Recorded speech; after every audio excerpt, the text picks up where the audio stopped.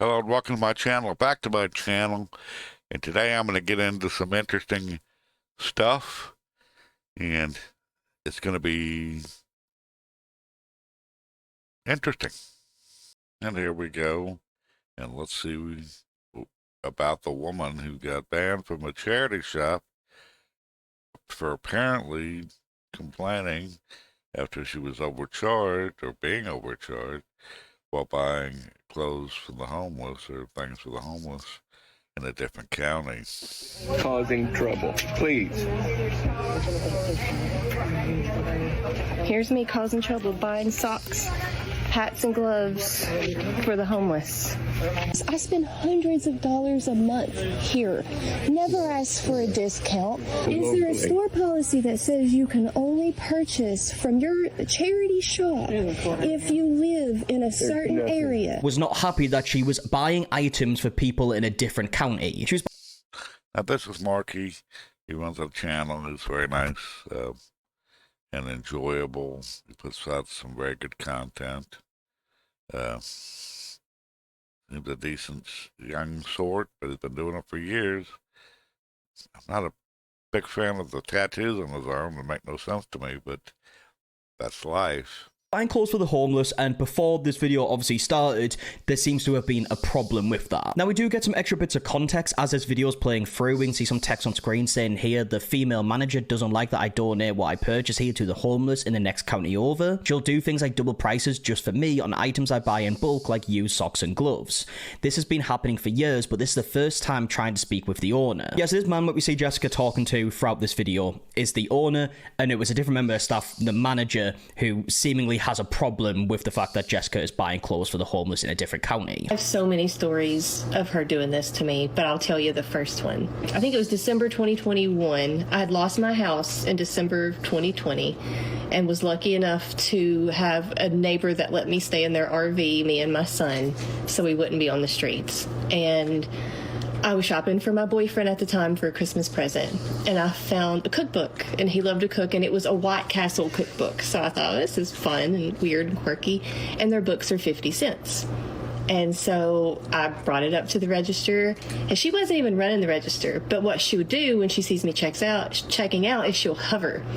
And so she said, oh, that one is really cool. That one's $4. And I thought she was joking, so I'm laughing along with her. I'm like, right? You know, ha ha ha. And she's like, no, really, it's $4. And if you don't buy it for $4, I'm going to. So I'm like, okay, I guess I should have put it back. But I wanted it. I couldn't really afford anything else. It was kind of perfect. So I paid $4 instead of 50 cents. I have been calm for years against discrimination. I know, but you're getting louder and louder. Well, then let's go somewhere else. Can we go? I'm going to stop this real quick. This will continue with several different videos showing this part. And this older man, the owner of the charity shop, he looks annoyed and he says, you're talking louder and louder, and it seems like she has a very low voice and all that, a very meek voice, but the problem with her voice is it's annoying as heck, because when she's bringing up all this emotion and passive aggressiving, wheedling is what it is. It's a wheedling voice, but you know, and as it higher pitched, and that annoys some people, especially old men. And another thing you don't want to do with older people, I don't care about this modern world, but if you bring out the cell phone and you start, the smartphone starts recording, and they're recording, and that's not been a part of their life, especially in a smaller town. When you throw out words like gatekeeping and stuff, they don't know what you're talking about. You're annoying the heck out of them. I'd probably have banned her from the store too, but I would never be running that kind of charity. Side, are you coming with us? I'd like to know what the owner's problem is. It's not going to resolve anything, so I'm not going to be able to buy stuff in your store. I know she's got a loud voice. She doesn't need to say things. I've got a number of people who do that. Instead of you addressing the problem, you're addressing the person who brings up and says, hey, there is a problem. Yeah, so Yeah, but there she goes again, and the higher pitch. She's following them all over the house. I mean, all over the store. I say house because it's not really a business, in my opinion. But she's escalating this passive aggressively, and not that I'm saying she's wrong in any way, shape, or form. She's in the right here, but she's passive, aggressive, and wheedling, and annoying. this original video, you can see it's pretty cut up, right? So we don't know what's happening in between the cuts. In a couple of other videos that Jessica has since uploaded, we see like way more footage. But what we hear the owner saying here is that he knows that she has a loud voice. I'm assuming he is talking about the manager here. And as we saw by text on screen, Jessica's claiming that the manager was shouting because of who she was buying the clothes for. Now, in another video where we do see some other clips, we can actually see another customer in the store sticking up for Jessica, saying that the manager was being rude to her. And the manager was being. I've seen other videos, and the manager doesn't look like any winning anything. I mean, I'm sorry. This really long hair braided in the back, really long, but she kind of looks like the homeless person herself, the way she's dressed. And she looks a bit, well, you look it up yourself. Never asked for a discount. I never asked for special treatment, but I get prices doubled in active time as I'm purchasing, and that has happened more than once. I am trying to be a good Samaritan, like the name that's on your building. Okay. And it's getting gatekeeped because she wants to control who I help. That's enough. Okay. Says who? This is enough. Let's calm it down, please. She's not being... I have been calm for years against discrimination. I know, but you're getting louder and louder. That's Well, then enough. let's go somewhere else. That lady right there was not My quiet. tone- You're talking. I know who She you're was talking. very loud when she was sitting back there. She's loud. She's- Everybody. Okay, so she can be loud, but I can't. She could hear everything that she was saying about this woman out in the store. I heard it out in the store. Yeah. That's not right. Okay. But you're I going was to being tone loud. police I can be me? loud. Quit causing trouble, please. She was annoying him, but that's beside the point. I know why she was banned. She wouldn't have been banned, but she wouldn't have got any satisfaction either, because they were not going to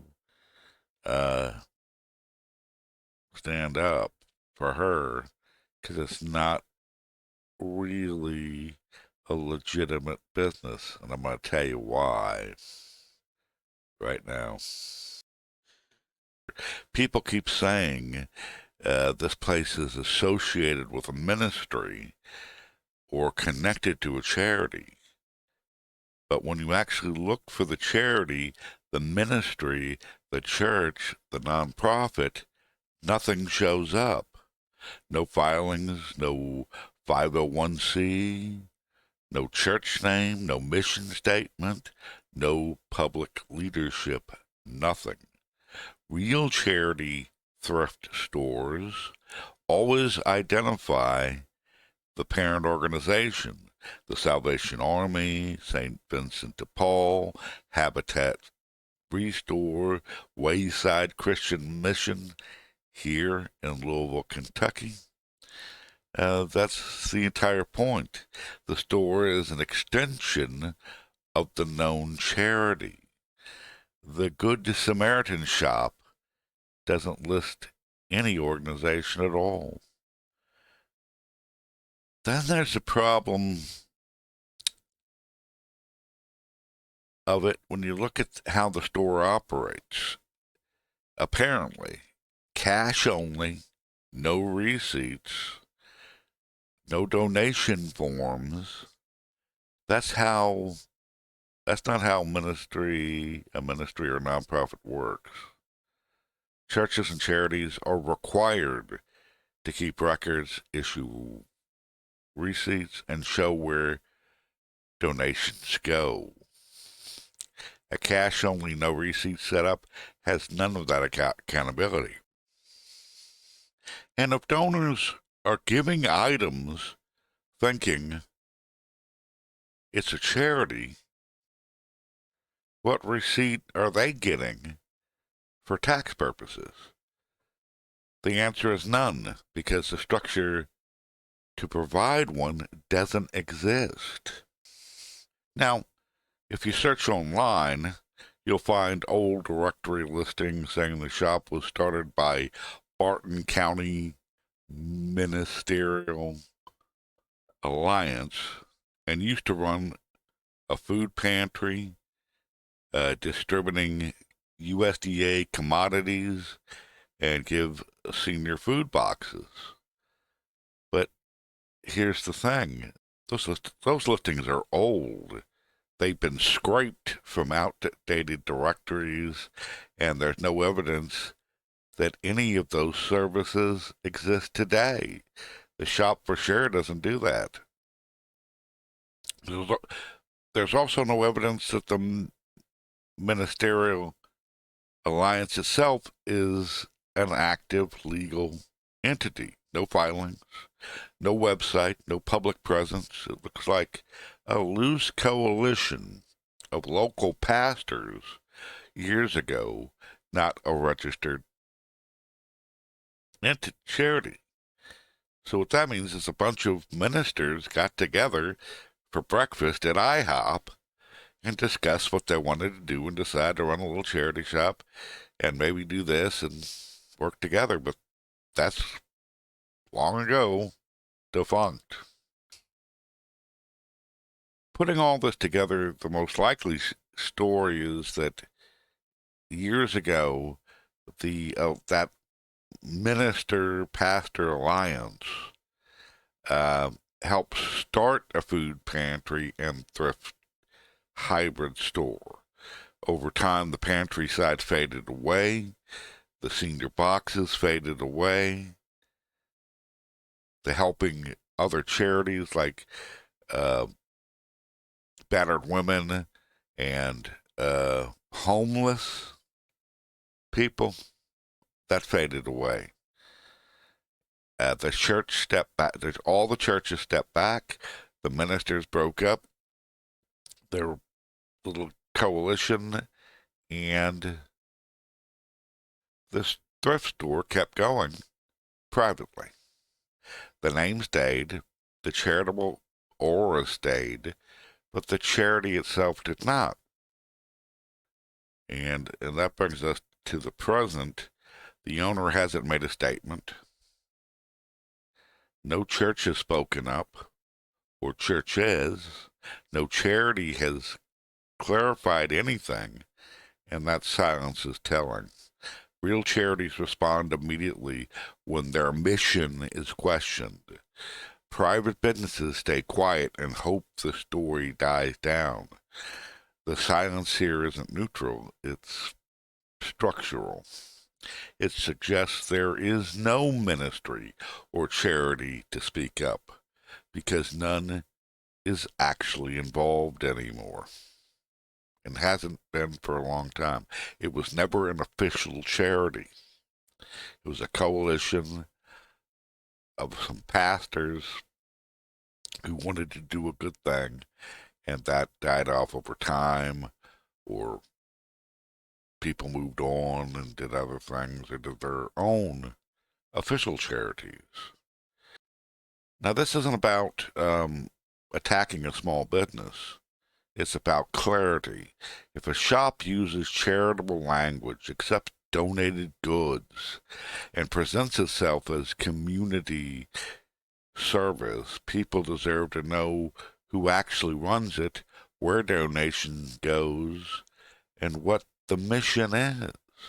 Right now, none of that is clear, And that's the real story. Now, on the sign that's been there forever, it says, donate a little, help a lot, with two hands like this. Nothing about this place suggests a charity, an official charity. Once was associated with doesn't mean still associated with. And there's the rub there. What happens now? People donate. They don't get donation forms. They can't take it out their taxes.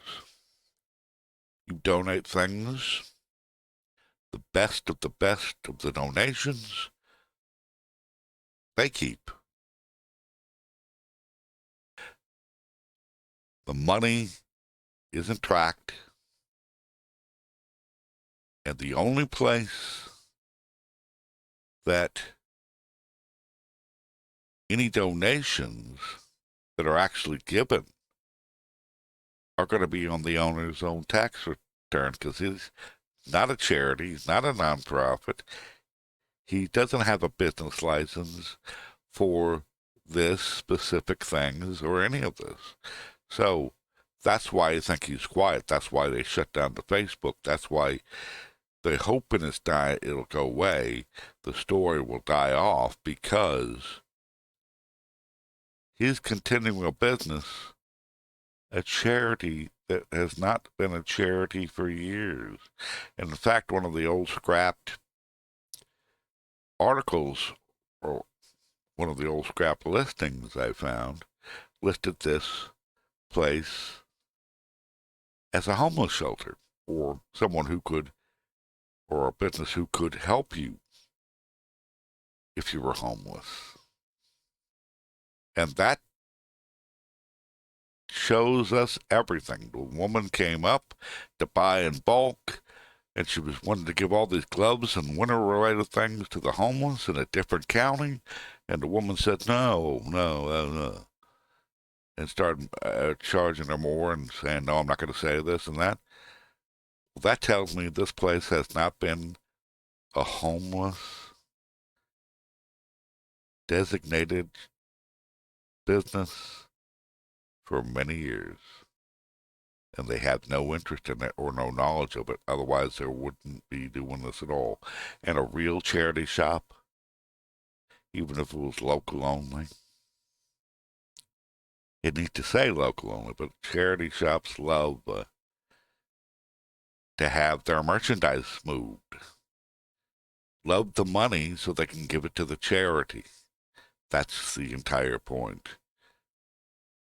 But this has become a little shop where they're running something that doesn't sound too kosher to me. Cash only, no receipts, no donation forms, no listed charity, no charity stepping up.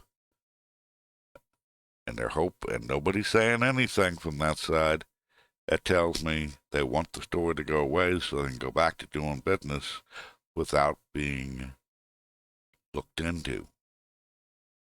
And someone needs to look into just what those donations are going for, selling for, and who is actually benefiting, because it for sure isn't the homeless, and it's not the seniors with senior boxes, and it's not a food bank. That was in the past. And that's an issue that need to be deeply looked into.